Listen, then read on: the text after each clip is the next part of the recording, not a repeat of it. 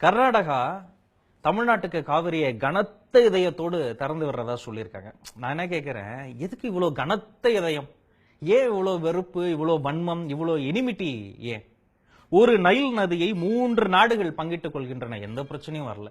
Israel பாலஸ்தீனம் 2 எதிரி நாடுகள் ஒரே நதியை பங்கிட்டுக்கிறாங்க, எந்த பிரச்சனையும் வரல. இந்தியா பங்களாதேஷோட ஒரு நதியை பங்கிட்டுக்குதுங்க, எந்த பிரச்சனையும் இல்ல. பாகிஸ்தானோடு இந்தியா ஒரு நதியை பங்கிட்டுக் கொள்வதில் எந்த சிக்கலும் வரல. ஆனா கர்நாடகா, தமிழ்நாடு ஒரே நாட்டின் 2 குழந்தைகள், 2 மாநிலங்கள் ஒரு காவிரியை பகிர்ந்து கொள்வதில், பங்கீடு செய்வதில் 114 வருஷமா பிரச்சனை. கனத்த இதயம் வந்துருச்சு. ஏன் வருது?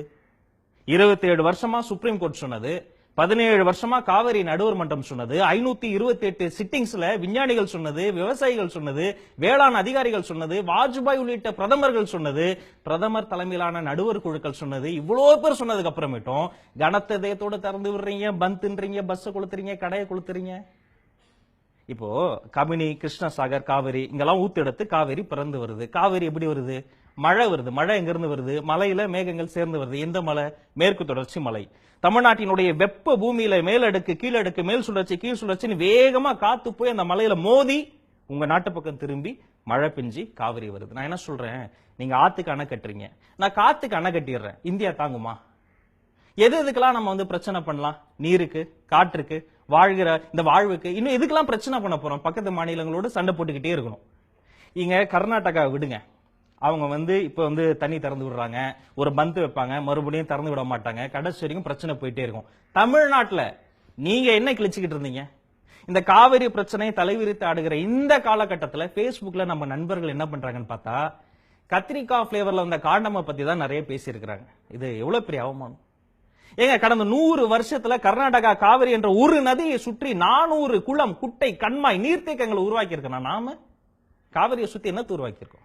தொழிற்சாலைகள், கூல்ட்ரிங்க் கம்பெனி, லெதர் கம்பெனி. ஒரு நதிக்கு நீர் என்பது ஒரு மேலாடை, அது உள்ள இருக்கிற மணல் என்பது உள்ளாடை.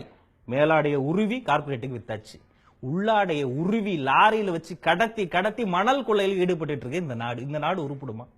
இருக்கிற மணலை எல்லாம் கொள்ள அடிச்சு என்னைக்கோ வரப்போற கண்ணுக்கு தெரியாத ஒரு தலைமுறை, தண்ணிக்கு சிங்க அடிக்க போற தலைமுறைக்காக இன்னைக்கு கோடி கோடியா கொட்டி கொட்டி இன்ஜினியரிங் காலேஜ், மெடிக்கல் காலேஜ், அந்த யூனிவர்சிட்டி, இந்த யூனிவர்சிட்டி, அந்த பங்களா, இந்த பங்களா, அந்த எஸ்டேட், இந்த எஸ்டேட் எல்லாம் கட்டி வைக்கிறோம் தண்ணிக்கு. இப்ப எங்க பாட்டன் ஆத்துல குளிச்சான், எங்க அப்பன் குளத்துல குளிச்சான், நான் குழாயில குளிக்கிறேன். என் பையன் குளிக்கவே மாட்டான், குளிக்கிறதுக்கு ஒரு மாத்திரை கண்டுபிடிச்சிருவோம். பேர குடிக்கிறதுக்கு என்ன பண்ணுவான்? ஒரு நாட்டில் ஒரு நதி சாவுது. தாமிரபரணியில ஊதிய உயர்வு கேட்ட தொழிலாளர்களை அடித்து கொன்றார்கள். இன்று தாமிரபரணியே செத்து போச்சு. வைகைன்னு பேர் வச்சதாலே என்னவோ அதுலயும் வைகைன்னு கைய வச்சாச்சு. வைகை இல்ல. கூவம் நதியில் குளித்து முடித்து முருகன் கோயில் சென்று வழிபாடு முடித்து சென்றார் பச்சையப்ப முதலியார். இப்ப 60-70 வருஷத்துக்கு முன்னாடி கூவம் நதியில போய் நீங்க குளிக்க வேணா, நிக்க முடியுமா உங்களால?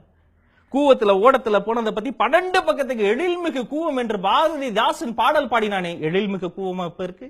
அங்கே குடியிருப்புகள் எப்படி வந்தது, கழிவுகள் எப்படி வந்தது, கூவத்தை சுத்தப்படுத்துறதுக்காக 1000 கோடி ரூபாய் ஒதுக்குனாங்களே, அந்த பணம் எப்படி வந்தது, எப்படி போனது? செலவுக்கு கணக்கு இருக்கு நம்ம நாட்டுல. 1000 கோடி ரூபாய்க்கும் சாம்பிள் எடுத்ததா கணக்கு காட்டியிருக்காங்க. பொதுப்பணித்துறை, உள்ளாட்சித்துறை, மாநகராட்சித்துறை, நீர்வளத்துறை, நீர் மேம்பாட்டுத்துறை, நீர் பகிர்தல் துறை, இத்தனை துறையும் சேர்ந்து சாம்பிள் எடுத்திருக்காங்க 1000 கோடிக்கு. நீங்களும் நாமளும் என்ன பண்ணிக்கிட்டு இருந்தோம்? வீட்டுல குழாயா டைட்டா மூட மாட்டோம், ஒரு சொட்டு தான் சொட்டிக்கிட்டே இருக்கும். எல்லாரும் வீட்லயும் காமன் தான், ஹோட்டல்ல காமன், வீட்டுல காமன், ஆபீஸ்ல காமன். ஒரு வருடம் முழுவதும் சரியாக மூடப்படாத குழாயிலிருந்து சொட்டுகிற அந்த தண்ணியை சேர்த்து வச்சா ஒரு கிராமத்துக்கு 3 நாளுக்கு விவசாயத்துக்கு தண்ணீர் விடலான்னு ஒரு புள்ளி விவரம் சொல்லுது. எத்தனை வீட்டுல, எத்தனை குழாயில, எத்தனை சொட்டு தண்ணியை நம்ம வீணடிச்சுக்கிட்டு இருக்கோம்? நதிக்கரையில நாகரிகம் வளர்ந்தது. இதான நான் படிச்ச வரலாறு, எனக்கு கத்து கொடுத்தாங்க. நதிக்கரை நாகரிகம்.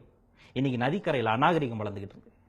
கலை வளர்த்த, செல்வம் வளர்த்த, பண்பாடு வளர்த்த, உயிர் வளர்த்த, நெல்லு வளர்த்த, சோறு வளர்த்த, வயிறு வளர்த்த நதிக்கரை இன்னைக்கு அரசியல் வளர்த்துட்டு இருக்கு. நான் கேட்கிறேன், போராட்டம் பண்றவங்களை எத்தனை பேருங்க விவசாயிங்க? ஏற்கலப்பை பிடித்தது யார்? மண்பிட்டியை பிடித்தது யாரு? விவசாயிகள்ன்ற பேர்ல இந்த போலி மருத்துவர், போலி தொழிலதிபர், போலி விஞ்ஞானி மாதிரி போலி விவசாயிகள் அரசியல் செஞ்சுக்கிட்டு இருக்காங்க. அங்க இருக்கிறவங்க அரசியல் செஞ்சுக்கிட்டே இருக்கிறாங்க. இங்க இருக்கிறவங்க சமூக வலைதளங்கள்ல நம்மளுக்குள்ள அடிச்சுக்கிறது, சினிமா இழுக்கிறது. ஏதாவது ஒரு பிரச்சனைக்கு சினிமாக்காரனை இழுக்காம உங்களால் யோசிக்கவே முடியாதா? ஜெட்டி விக்க சினிமாக்காரன் வேணும், வேட்டி விக்க சினிமாக்காரன் வேணும். காவிரி பிரச்சனை ரஜினி இல்ல, கமலஹாசன் இல்ல, விக்ரம் இல்ல, ஏன் இன்னும் மிச்சம் இருக்கிற எல்லாரும் இல்ல? அப்புறம் நீ ரஜினிக்கு தான் ஓட்டு போட்டியா? கமலஹாசன் எம்பி எலெக்ஷன்ல நின்னாரா? எத்தனை நடிகைகள் உங்க வீட்டுக்கு எனக்கு ஓட்டு போடுங்க, ஓட்டு போடுங்க? ஐஏஎஸ் ஐபிஎஸ் அதிகாரிகள் நடிகர் நடிகைகளா? சினிமா வெளுக்காம நமக்கு சொந்த புத்தி இல்ல, சொல் புத்தி இல்ல, எதுவுமே இல்ல, வேற என்னத்த பண்ண போறோம்? என்னைக்கோ ஒருத்தன் கரிகாலன் ஒரே ஒரு கல்லணை கட்டலாம், இன்னும் நிக்குது. கடைசியா நம்ம நாட்டுல எப்ப அணை கட்டணும்? எனக்கு தெரிஞ்சு லிங்கா படத்துல ரஜினி கட்டினாரு பென்னிகுயிக். அவருக்கு அப்புறம் எப்ப காமராஜர் காலத்துல சின்ன சின்ன பாலங்கள் கட்டணும். கடைசியா எப்ப கட்டணும்? நிறைய ஹோட்டல்ஸ் கட்டணும், மால்ஸ் கட்டணும், தியேட்டர் கட்டணும், கல்யாண மண்டபம் கட்டணும். ஒருத்தர் 2-3 பொண்டாட்டியெல்லாம் கட்டினாங்க. ஆனா எப்ப கட்டணும்? ஏங்க, காவிரிங்கிறது ஒரு இலக்கியத்துல, தமிழ்நாட்டினுடைய இலக்கியத்துல எவ்வளவு முக்கியமான ஒரு நதி. மகவாய் வளர்த்த தாயாகி, மகவாய் வளர்த்த தாயாகினா பிள்ளைகளை வளர்த்த தாயன்றான் இளங்கோவடிகள். மகவாய் வளர்த்த தாயாகி நடந்தாய் வாழி காவிரி. எங்கேயாவது நடந்தாய் வாழி கங்கைன்னு இருக்கா? நடந்தாய் வாழி வைகைலாம் இல்ல. காவிரி என்பது நடந்து கொண்டே இருக்கணும். ஊற்று பூமி கர்நாடகாவா இருந்தாலும் இந்த ஆற்றின் பூமி தமிழ்நாடு. 800 கிலோமீட்டருக்கு நீண்டு இருக்கக்கூடிய காவிரியில 311 கிலோமீட்டர் மட்டும் தான் கர்நாடகாக்குள்ள. மீதி எல்லாம் தமிழ்நாட்டுல கிளை பரப்பி, வேர் பரப்பி, மண் பரப்பி, வயல் பரப்பி, நெல் பரப்பி, நீர் பரப்பி சென்று சேர்ந்து கடைசியில கடல்ல போய் கலக்குது. நதியினுடைய போக்கை நிறுத்துறதுக்கு நீ யாரு? வெறுமனே கடல்ல போய் கலக்கிற காவிரி தண்ணி மட்டுமே 6 டிஎம்சிக்கு மேல. இது வரைக்கும் கர்நாடகால இருந்து எத்தனை டிஎம்சி தண்ணி நமக்கு வந்தது? தமிழ்நாட்டுக்கு வந்த டிஎம்சி தண்ணியில எத்தனை விவசாயிகளுக்கு நம்ம தண்ணி பிரிச்சு கொடுத்தோம்? வட இந்தியாவில் விவசாயி சாவறான், தென் இந்தியாவில் விவசாயமே சாவுது. நல்லா யோசிச்சு பாருங்க. முன்னெல்லாம் வீடு கட்டும் போது செங்கல் வாங்கி வச்சா செங்கல் காவலுக்கு ஒரு சின்ன பையனை போடும். இப்பெல்லாம் செங்கல் சிமெண்ட்டுக்கெல்லாம் காவலுக்கு ஆள் போடுறது இல்ல, மணலுக்கு போடுறோம். 20 ஆண்டுகளில் மணலின் விலை 200 மடங்கு உயர்ந்திருக்கிறது. வேற எந்த கமாடிட்டியும் விட மணல் விலை உயர்ந்திருக்கிறது. மணல் இந்த மண்ணினுடைய சொத்து. எந்த மணல் இவங்க எடுக்கிறாங்களோ அந்த மணல் எடுக்கிற அந்த கொள்ளைக்கு காவிரியில தண்ணி வந்துருச்சுன்னா வழி இல்லை. காவிரியில தண்ணி வராத வரைக்கும் நீங்க மணலை கொள்ளையடிக்கலாம், அதை லாரியா ஏற்றி கடத்தலாம், பயங்கர வணிகம் செய்யலாம், கோடியில் புரளலாம், அரசியலில் ஈடுபடலாம், பெரிய தொழிலதிபர்கள் ஆகலாம். பிறகு ஒரு நாள் இறுதி நாள் வரும், இறுதி தீர்ப்பு வரும். அன்னைக்கு தண்ணி இல்லாம எல்லாரும் நாண்டுகிட்டு சாகலாம். இவ்வளோ பிரச்சனைகள் விவசாயிகள் மட்டும்தான் சபிக்கப்பட்டவர்களா எதிர்கொண்டுட்டு இருக்காங்க. நமக்கு ஒரு விவசாயியை பத்தியும் ஒரு அக்கறையும் இல்லை. அதிகபட்சம் ஒரு மீமுக்கு எதிராக ஒரு மீம் போடுவோம், ஒரு ஸ்டேட்டஸ்க்கு எதிராக ஒரு ஸ்டேட்டஸ் போடுவோம், நமக்கு தெரிஞ்ச 4 ஃப்ரெண்ட்ஸை டேக் பண்ணுவோம். ஆனா அடுத்த தலைமுறைக்கும் இந்த தலைமுறைக்கும் நடந்து கொண்டு இருக்கக்கூடிய இப்போது இனி நடக்க போகிற பல பிரச்சனைகள் குறித்து எடுத்து போவதை குறித்த எந்த கருத்தும் கிடையாது. நாங்களும் நிறைய வீடியோக்கள் பண்ணிருக்கோங்க. சில வீடியோக்கள் வந்து மூளையை போட்டு பண்ணுவோம். இதே மாதிரி வெகு சில வீடியோக்கள் வந்து நாங்க இதயத்தை போட்டு பண்றோம். ஒருவேளை இந்த வீடியோ உங்களுக்கு பிடிச்சிருந்து அதை நீங்க லைக் பண்ணி கமெண்ட் பண்ணலாம். முடிந்தால் இந்த செய்தியை அடுத்த தலைமுறைக்கும் கொண்டு சேர்ப்பதற்காக நீங்களும் அதை ஷேர் பண்ணுங்க. கனத்த இதயத்தோடு ஷேர் பண்ணுங்க. அடுத்த தலைமுறை அது உழைச்சுக்கிட்டோம்.